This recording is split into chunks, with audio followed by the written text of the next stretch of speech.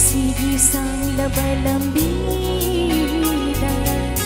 Namigong ay nanjagi Urina upaliyet bago Tanjabi oy jagi na fanda Lamnan na kananahan ka ba Nung sinilay man oy jani Urina upaliyet bago Tanjabi oy jagi na fanda Lamnan na kananahan ka ba Nung sinilay man oy jani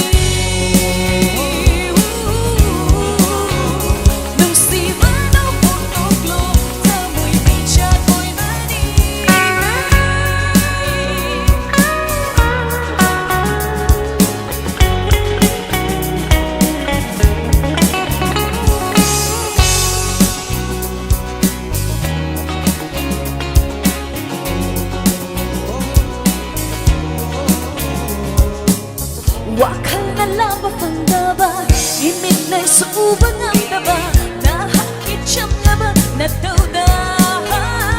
Boundary ni Morgan puning na Landiyo na basado na layra no Landiyo na basado na lot na